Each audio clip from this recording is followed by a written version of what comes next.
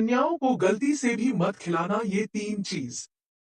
राधे राधे, जय श्री कृष्णा, जय माता दी। दोस्तों, सच्ची हृदय से एक बार कमेंट बॉक्स में प्यार से जय माता दी लिख दीजिएगा। माता रानी आपके जीवन में सदैव खुशियां लेकर आए, कभी भी आपको किसी भी तकलीफ का सामना न करना पड़े। माता रानी आपके जीवन से समस्त कासन को समाप्त करने और आपकी झोली को खुशियों से भर दे। दोस्तों, नवरात्रि का महापर्व 9 देवी अर्थात 9 कन्याओं को पूरी तरह से समर्पित होता है। कन्या पूजन करने से हमारी समस्त पीड़ा दूर हो जाती है, दुख दर्द दूर हो जाते हैं और हर कष्ट समाप्त हो जाते हैं। गृह क्लेश हमारे जीवन से हमेशा के लिए खत्म हो जाती है। परिवार के सदस्यों के बीच में सदैव प्रेम बना रहता है। यहाँ तक की बात की जाए कि अगर आपके जीवन में पितृ दोष, राहु दोष, मंगल दोष, काल सर्प दोष चल रहा है तो मान लीजिए माता कन्या पूजन करने से हमारे जीवन से सारे दोष समाप्त हो जाते हैं और हमारे जीवन में शनि की साढ़े साती भैया भी खत्म हो जाती है और व्यक्ति को राहत मिलती है, सुकून मिलता है, घर में खुशियां आना शुरू हो जाती है तथा उसे व्यक्ति के घर में कभी भी अकाल मृत्यु नहीं होती है। दोस्तों, आपको बता दें कि इस बार माता रानी हाथी की सवारी पर नहीं बल्कि पालकी पर सवार होकर पृथ्वी लोक पर पधार चुके हैं और भक्तों के कासन को दूर करने वाली हैं। दोस्तों, कहा जाता है कि जब जब माता रानी धरती पर आती है तो प्रकृति भी माता रानी के स्वागत में एकदम से खिलखिल उठती है। चारों तरफ हरियाली और वर्षा छा जाती है। व्यक्तियों का जीवन एकदम से सम हो जाता है। किसानों के घर में साक्षात माता लक्ष्मी, माता जगदम्बा, माता वैष्णो आकर के अपने भक्तों को आशीर्वाद देती है। दोस्तों, इस बार की शारदीय नवरात्रि 3 अक्टूबर यानी कि गुरुवार से शुरू हो चुके हैं और इनका समापन 11 अक्टूबर यानी कि बुधवार को हो जाएगा। ऐसे में 12 अक्टूबर दिन गुरुवार को ही दुर्गा मां का विसर्जन बड़ी ही विधि विधान से किया जाएगा। जो लोग माता रानी की स्थापना करते हैं, मूर्ति की स्थापना करते हैं, वह लोग 12 अक्टूबर यानी कि गुरुवार को माता रानी का विसर्जन करेंगे। दोस्तों, नवरात्रि की अष्टमी और नवमी तिथि पर कन्या पूजन का बड़ा ही महत्व होता है। इस बार महाअष्टमी तिथि 10 अक्टूबर साल 2024 यानी कि दिन मंगलवार को पड़ रही है और नवमी तिथि 11 अक्टूबर साल 2024 दिन बुधवार को पड़ रही है। ऐसे में आप अष्टमी और नवमी इन दोनों तिथियों में कन्या पूजन बड़ी ही सच्ची श्रद्धा भाव से कर सकते हैं।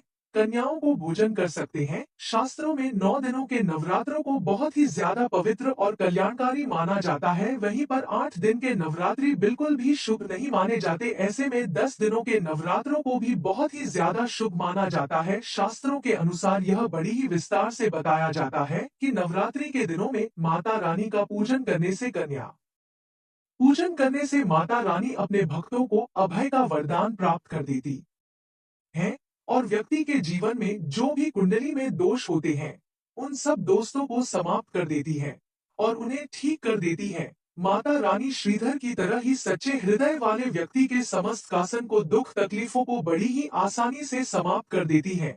माँ की उपासना से विनम्रता का व्यक्ति के अंदर विकास होता है। सभी कष्ट, दुख, तकलीफ, दरिद्रता, गरीबी नष्ट हो जाती है। नवरात्रि में माता रानी का व्रत और पूजन करना बहुत ही ज्यादा महत्वपूर्ण होता है, लेकिन नवरात्रि के दौरान सबसे ज्यादा महत्व कन्या पूजन का ही माना जाता है।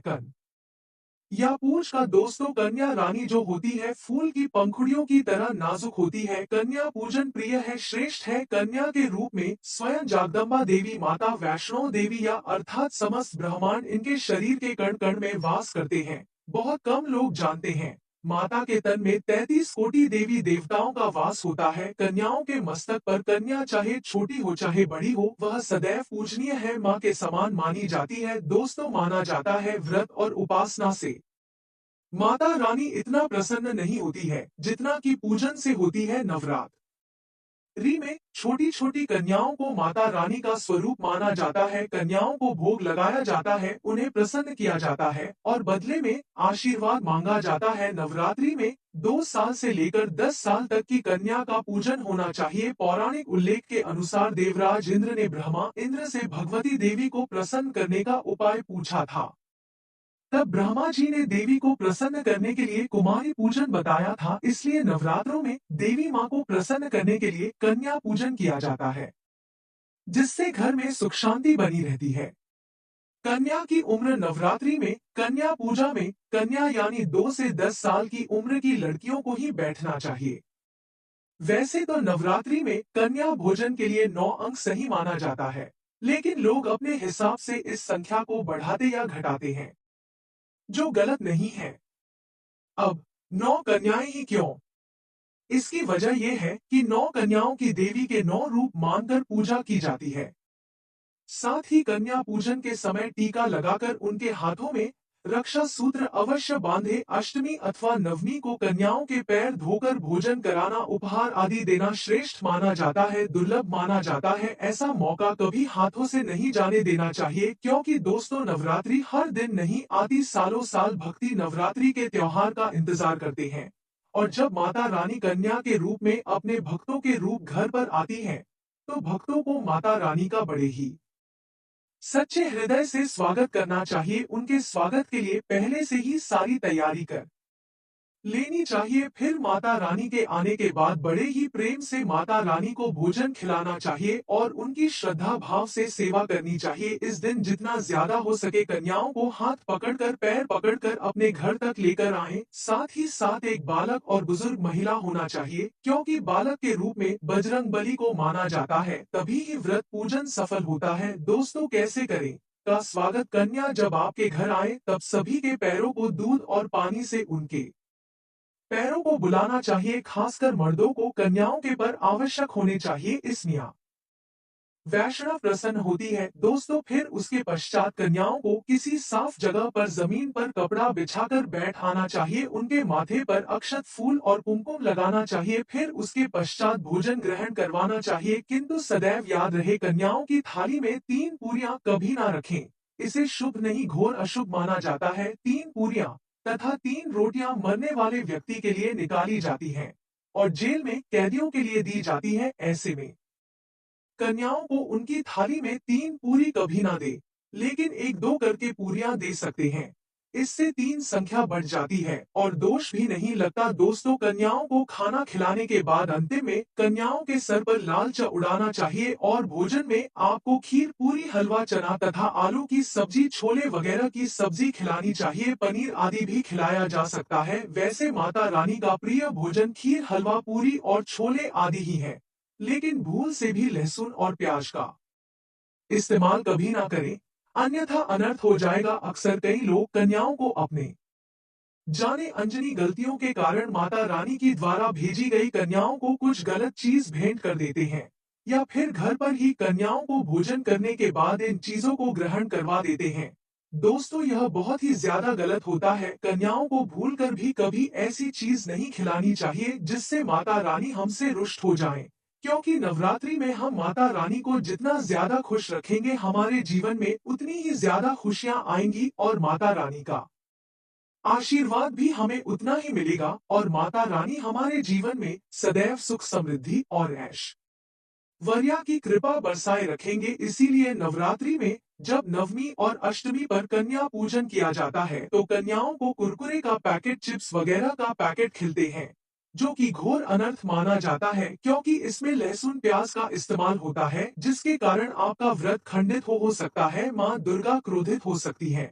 जहां आपने 9 दिनों तक लहसुन प्याज का परहेज किया, लेकिन आपकी एक गलती पूरे व्रत को खंडित कर सकती है। इतना भी नादान नहीं बनना चाहिए कि माता रानी रुष्ट हो जाए और कन्याओं को भी अशुद्ध होना पड़े। कन्याओं को डब्बा बंद कोई भी ऐसी चीज ना खिलाएं जिसमें लहसुन प्याज होता है। कई चीज तो ऐसी होती है मार्केट में जिसके अंदर लहसुन प्याज का इस्तेमाल होता है, ऐसा आप कभी मत करना। दोस्तों कई लोग कन्या पूजन में खाना घर पर नहीं बनाते और मार्केट रेडीमेड लाकर ही खिलते हैं तथा दही जलेबी खिलाते हैं, जो कि शुभ नहीं माना जाता। दोस्तों ऐसा खाना वो लोग खिलाते हैं जिनके घर में मान लीजिए कोई दुर्घटना आदि हो गई है, या घर में कोई बीमार है या कोई मुसीबत है, तब वह ऐसा करते हैं।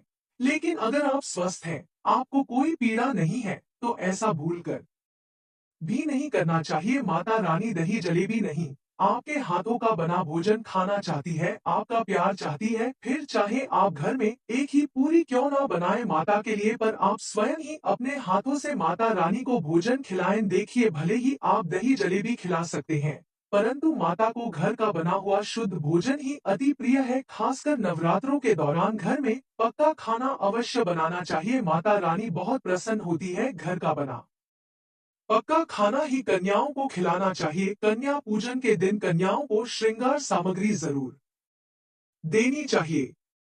Hair band, rubber band, small makeup kit, चूड़ियां, बिंदी वगैरह के रूप में पहले माता को अर्पित करनी चाहिए और उसके बाद कन्याओं के देनी चाहिए। कन्याओं द्वारा ग्रहण की गई श्रृंगार सामग्री शीघ्र देवी मां द्वारा स्वीकार कर ली जाती है।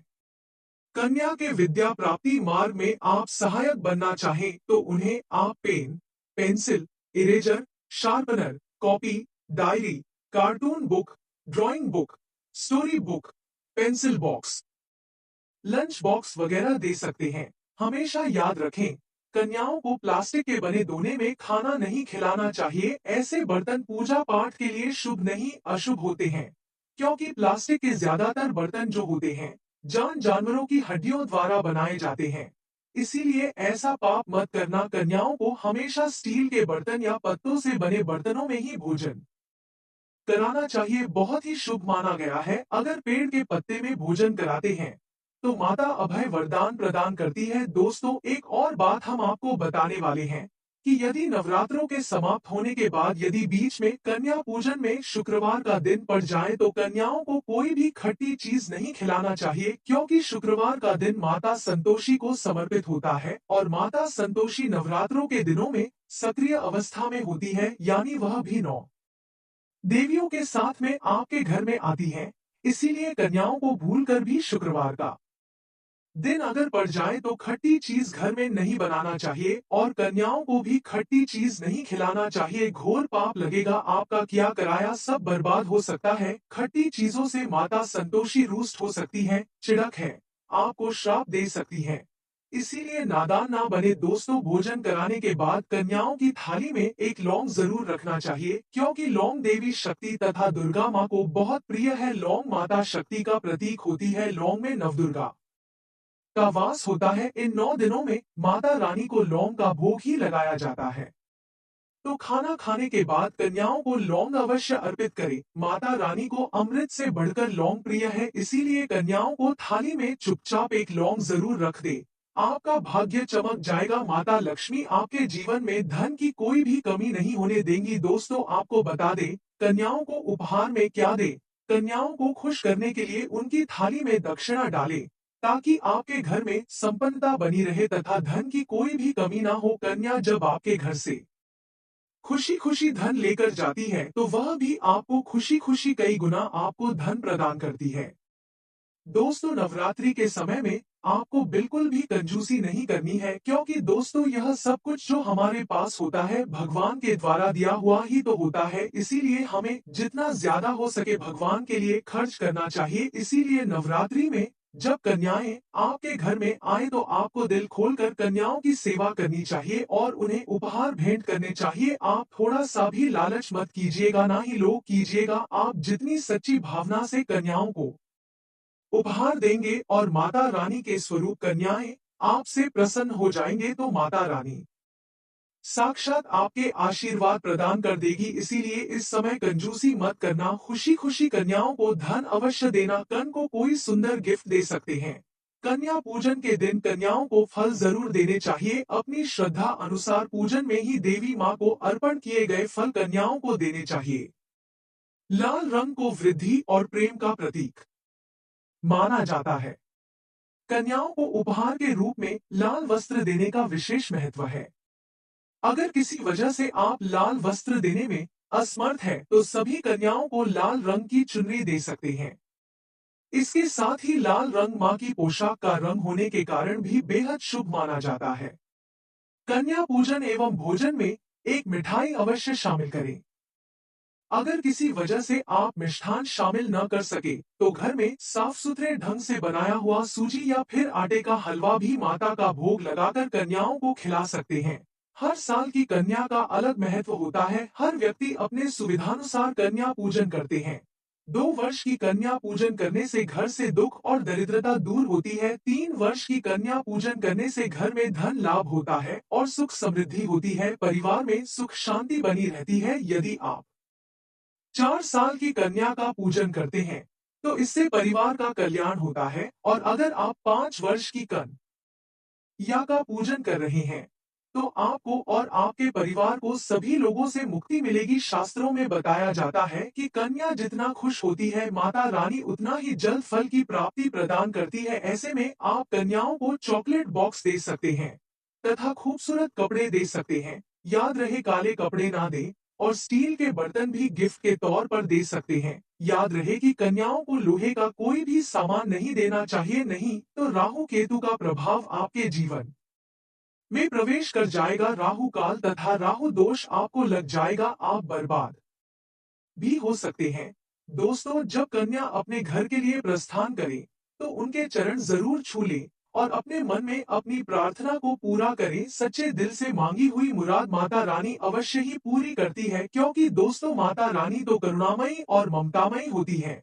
वैसे भी आपने अपनी माँ को भी तो देखा होगा, हमारी माँ कितनी कोमल हृदय की होती है। हम अपनी माँ से जो भी चीज मांगते हैं माँ हमें वह चीज अवश्य देती है। माँ गले में सोकर अपने बच्चों को सुख में सुलाती है, इसीलिए इसको मैन कहा जाता है। माँ जैसा इस दुनिया में कोई भी नहीं होता है। तो जब यह माँ हमारी विनती को कभी नहीं ठुकराती तो वह वाली माँ हमारी विनती को कभी नहीं ठुकरा सकती। इसीलिए अगर आप सच्चे हृदय से माता रानी को पुकारते हैं तो माता रानी अवश्य ही दौड़ी चली आती है, क्योंकि माँ के अंदर एक ममतामय करुणा होती है जो उसे अपने बच्चों के प्रति खींच कर ले आती है। इसलिए सच्चे दिल का मतलब होता है मन में कोई भी लालच ना हो, और अगर वह लालच माता को पाने के लिए बन जाए तो उसे बोलते हैं सच्ची श्रद्धा और सच्ची भक्ति। ऐसी भक्ति के आगे स्वयं 33 कोटि देवी देवता आपको नमस्कार करते हैं। दोस्तों, एक बात याद रखना, आसन पर बैठाकर कन्याओं का तिलक किया जाता है, लेकिन इस बात का ख्याल रखें कि तिलक करते समय कन्याओं का मुंह उत्तर पूर्व दिशा यानी ईशान कोण की ओर हो। गलत दिशा में कन्याओं के तिलक से आप माता की कृपा से वंचित रह सकते हैं। इसलिए कन्याओं के आने से पहले ही ये पता कर लें कि उत्तर पूर्व दिशा किस ओर है। आपको बता दें कि ईशान कोण को देवी देवताओं को निवास स्थान माना जाता है और इसलिए इसी दिशा में कन्याओं का तिलक किया जाना चाहिए। पूजा करते समय दिख जाए ये चीज तो समझो पूजा सफल। हिंदू धर्म में गाय को माता के समान पूजा की जाती है। मान्यता है कि गाय में सभी देवताओं का वास होता है। ऐसे में अगर पूजन करते समय आपके द्वार में गाय आ जाती है तो समझ ले कि आपकी पूजा भगवान ने स्वीकार कर ली है। इसलिए गाय के पैर छूने के साथ घास या अन्य चीज अवश्य खिलाएं। अगर पूजन करते समय आपके सामने बहन या फिर बेटी अचानक से आ जाती है तो समझ ले कि आपकी पूजा सफल हो गई है। आपके पर हर देवी देवता की कृपा दृष्टि बनी हुई है। अगर पूजा करते समय कोई तेजस्वी साधु संत आ जाएं, तो समझ ले कि आपकी पूजा सफल हो गई है। लेकिन इस बात का ध्यान रखें कि वह साधु संत आपके द्वार में कुछ भिक्षा मांगने न आया हो। जो किसी निष्कपट भाव के साथ भक्ति में डूबा हुआ साधु संत आ जाए तो मान लेना कि आपकी पूजा सफल हो गई है। दोस्तों, नवरात्रि के 9 दिनों में माता रानी के 9 रूपों की बड़ी ही विधि विधान से पूजा की जाती है और अष्टमी या नवमी के दिन कन्या पूजन बड़े ही सच्ची श्रद्धा भाव के साथ किया जाता है। लेकिन दोस्तों, आप सभी को पता है कि बहुत सारी जगह ऐसी होती है जहां पर कन्याओं का मिलना संभव नहीं हो पाता है, क्योंकि दोस्तों आजकल के कलयुग में लोग अपनी बहन बेटी को किसी के घर पर भेजना नहीं चाहते हैं। तो ऐसे में आपके वह कन्या नहीं मिलती है, जैसे कि विदेशों में कन्या नहीं मिल पाती है, शहरों में आसानी से कन्याएं नहीं मिल पाती है, तो लोग अपने मन में विचार करते हैं कि जब हमें कन्या नहीं मिल पा रही है तो हमारी नवरात्रि संपूर्ण नहीं हो पाएगी और माता रानी हमको आशीर्वाद भी नहीं दे पाएंगे, माता रानी हमसे रुष्ट हो जाएंगे। तो दोस्तों, ऐसा बिल्कुल भी नहीं है। अगर आपको कन्या पूजन के लिए कन्या ढूंढने पर भी नहीं मिल पा रही है तो आप माता दुर्गा के सामने हम कुछ उपाय को बता रहे हैं। आप उन उपायों को कर लेंगे तो आपको कन्या पूजन के समान ही माता रानी आशीर्वाद देगी। और कन्या पूजन के समान ही आपको फल प्राप्त होगा। तो दोस्तों, सबसे पहले अगर आप कन्या या पूजन के लिए कन्या ढूंढ रहे हैं और नहीं मिल पा रही है, तो आप माता दुर्गा के सामने जो आपने कन्या पूजन के लिए भोग बनाया था, उसे प्रसाद को माता रानी को अर्पित कीजिएगा। फिर उसे प्रसाद को ले जाकर किसी गौ माता को खिला दीजिएगा। यह भी बहुत ही ज्यादा उत्तम तरीका है, जिससे आप अपने व्रत का फल आसानी से प्राप्त कर लोगे। आप माता दुर्गा को प्रसाद अर्पित करें और फिर उसे अपने घर के मंदिर में रख दे। जब भी आपको समय मिले, उसे प्रसाद को गाय को या फिर किसी जरूरतमंद व्यक्ति को बांटने, तो आपको निश्चित ही कन्या पूजन का संपूर्ण न फल प्राप्त होगा। दोस्तों, अगला तरीका है कि आपको कन्याएं पूजन के लिए कन्या नहीं मिल पा रही हैं, तो आपको क्या करना है कि जो आपने कन्या पूजन के लिए भोजन बनाया है, उसे भोजन को आपको पकटन में तैयार कर लेना है। फिर उसे भोजन को ले जाकर के मंदिरों में या फिर जरूरतमंद व्यक्तियों में या फिर गरीब व्यक्तियों में जाकर के बांट देना है। अगर आप कन्या पूजन के लिए कोई कन्या नहीं ढूंढ पा रहे हैं, तो आप भोजन के पैकेट तैयार कर लीजिएगा। इसमें आप हलवा, चना, पूरी, मिठाई जैसी चीज रख सकते हैं और इन पकटन को मंदिर में या अपने आसपास जरूरतमंद लोगों को बांट दीजिएगा। इस पैकेट के साथ अगर आपसे हो सके तो कुछ दक्षिणा या उपहार भी भेंट अवश्य कर दीजिएगा। यह बहुत ही ज्यादा बेहतरीन तरीका है। इससे माता रानी आपको कन्या पूजन के समान ही अभय वरदान प्रदान करती है और साथ ही अपने भक्तों को आशीर्वाद भी देती है। क्योंकि दोस्तों, आपको मंदिरों के आसपास गरीब लोग बड़ी ही आसानी से मिल जाएंगे। इससे आपका अनुष्ठान पूरा हो जाएगा और आपके मन को शांति भी प्राप्त होगी। दोस्तों, कन्या को मां दुर्गा का रूप मानकर विधि पूर्वक पूजन करें, उसे भोजन कारण और दक्षिणा भेंट करें। इस तरह से आपका कन्या पूजन संपन्न हो जाएगा और आपके व्रत का संपूर्ण फल मिलेगा। दोस्तों, अगला तरीका है, अगर आपको कन्या पूजन के लिए कन्या नहीं मिल पा रही है, तो घर पर ही कन्या पूजन का आयोजन करें। अगर आपके घर में कोई छोटी कन्या नहीं है तो आप घर पर कन्या पूजन कर सकते हैं। सबसे पहले आप कन्याओं के लिए भोजन तैयार कर लीजिए, जिसमें आप हलवा, चना, पूरी और सब्जी जैसे व्यंजन बना सकते हैं।